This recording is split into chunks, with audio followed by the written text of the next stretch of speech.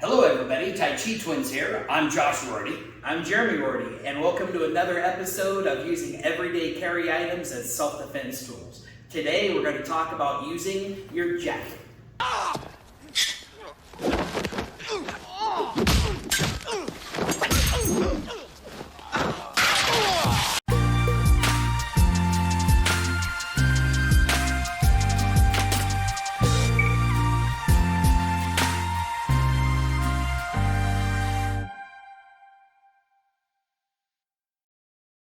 The techniques we'll go over in this video can really be used with any garment.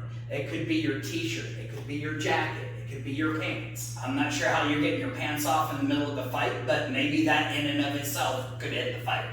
But really, most of these techniques came from medieval times when they wore capes as fashion. We'll talk about, first of all, the material that it's made from. Like, for example, this jacket here, cotton, lightweight, it breathes easy, it can kind of keep you a little bit cooler if you needed to, very flexible. But really, does that offer much defense against a bladed weapon? Whereas here's a denim jacket, a little bit thicker material, heavier weight, again, maybe a little bit better defense against a bladed weapon, but not nearly as much protection as what a leather jacket would offer. Now, not all leather jackets are created the same. If it's just fashion leather jacket, you could probably rip that like you rip a piece of paper. This one is actually a motorcycle jacket, so it's made out of thick buffalo leather. And actually, with the way it's set up, they cross, so I get a really thick layer of leather in the middle of my body. If I get up close to where you can see, there's a layer of leather on the inside and one on the outside. And that's on both of these sides of the jacket. So when it crosses, it's actually 4 layers of leather right here in the center of my body. On top of that, you can see the aggressiveness of the zipper. Could you imagine that getting dragged across your face? Or even what if it's not a zipper? I mean, this has buttons that are really hard, but in the case of this leather jacket, or the denim jacket, the buttons actually stick out a little bit. So that could actually catch a tooth or a nose or inside an eye. And those buttons line the entire length of the jacket, so as you strike with it, those buttons will get dragged right across the face. One important aspect to defending yourself with your jacket is not having your jacket be a liability to you. There's a reason that there's a thing such as no-gi jiu-jitsu. They realize the gi can get in the way a lot of times in a fight. If you watch hockey, there's a common thing called jerseying. I can get him in this position, pull that up over his head, and now have free rein to hit him. I can move, and he'll have a hard time tracking me because I broke his line of sight. Let's explore how to use this jacket against him. And again, a lot of it was discovered by jiu-jitsu, which is why you have some no-gi tournaments. For instance, the lapel choke. If I can reach up under this collar, reach up under this collar, and I just scissor my elbows together, it immediately creates a choke right there. If he's coming in at me and I manage to brace and I can grab this collar, I can grab this and pull it down, and there's another choke. Pretty quick and easy to get, and actually comes pretty naturally. Besides using his collar, I can also tie him up using his sleeves. This is pretty easy to get to if we're grappling and we're in this tie-up situation. What I'm going to do if I change here is I'm going to reach in and grab his sleeve this way. You see how I get all 4 fingers right into the sleeve of that jacket. Then from here, I'm going to grab this and I'm going to push them together. Now, it's going to be hard to get his hand out of the way, but if I loop this into that, now I have a hold of his hand and his jacket. He still has this hand free, so I have to be aware of it, but I have this hand available to be able to defend myself and attack. And you can see that once I've got this really well grabbed, that hand's tied up. He's going to have a hard time getting out of it. If he's fighting too much, I have lots of opportunities for counter strikes. If you're going to decide to wear your jacket like I would with this one, because it makes really good armor, you might decide to zip the jacket up. Because if you've got the jacket zipped up, it's going to make it harder for him to pull it up over my head. And now he's got 2 hands on my jacket, I've got 2 hands to punch him with. I don't really mind him grabbing my jacket. There's a whole list of techniques you can use against somebody grabbing your jacket. They want to use your shoulder as a handle. You can just grab a hold of their hand, punch him, and as I punch him, that automatically gets him into a position of a joint lock. If he grabs the back of my collar to try to jersey me, I can grab a hold of his hand, and now I've got an arm bar that I can place on him. One obvious way to keep your jacket from working against you is to take your jacket off. This is a very common occurrence when men fight. The first thing they want to do is tear their jacket off or tear their t-shirt off. I don't know why they like to tear the t-shirt off. Maybe they're trying to intimidate you with their cool tattoos. But either way, if I'm taking my jacket off the wrong way, my arms are tied up, and that's a perfect time for him to counterattack. If you can recognize that in him as well, that gives you an opportunity.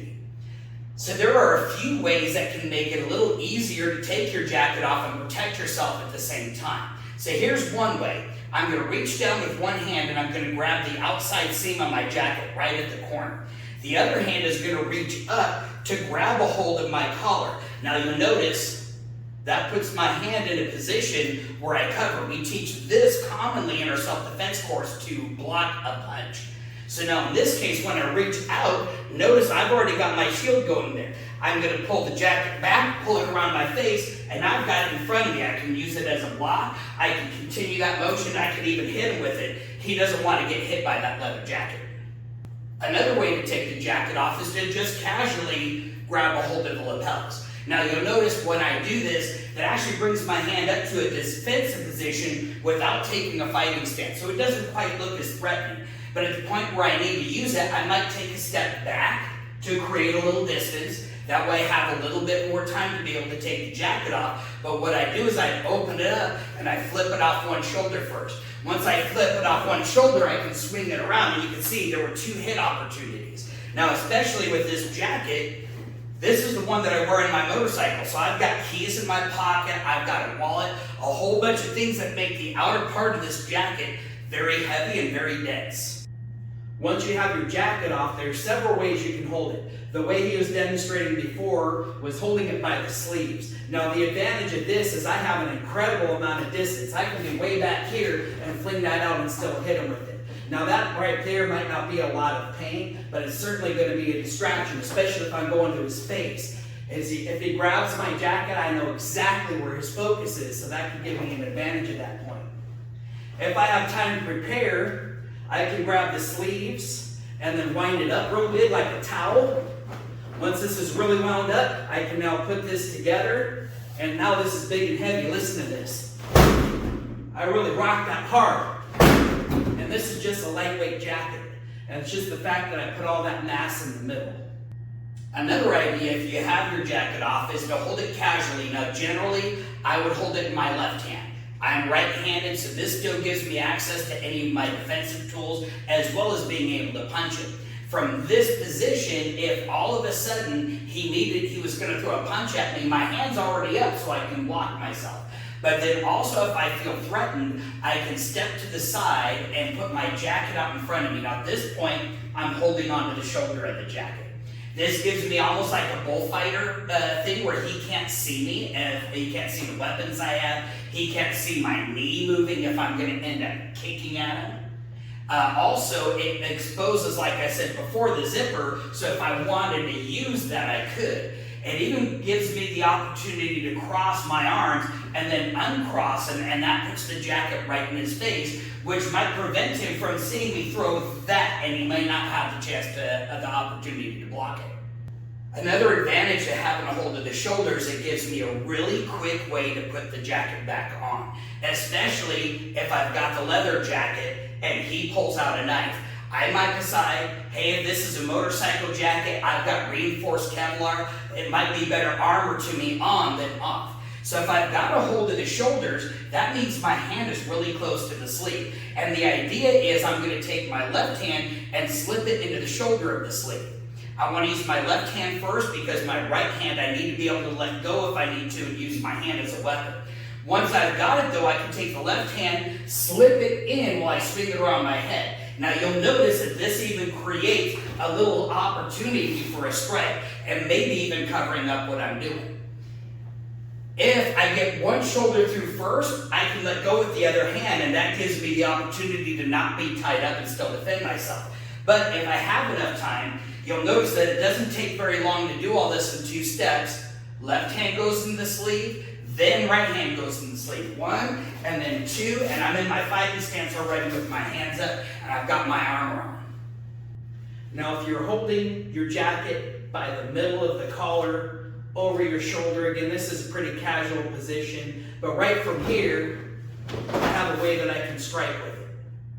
Also, if I have it hanging down, watch my technique here. I'm doing this counterclockwise circle with my left hand, and that gets it to wrap around my arm. Now, the thing that you'll notice is when I do this, I'm presenting the back of my arm, so this is really useful against knife. Even with this, he's going to have to cut through a few layers before he gets to my arm. Hopefully I've dealt with that knife situation at that point. By the time he gets to my arm, it's the back of my arm that I'm presenting instead of my vital area of my arm. But also I have this little bit hanging down here. So I can use this to help hide certain things, like if I'm reaching for a weapon, he doesn't see it. If he's doing a knife attack, it can get tied up in here a little bit if I dodge that right, and I can use that to disarm it.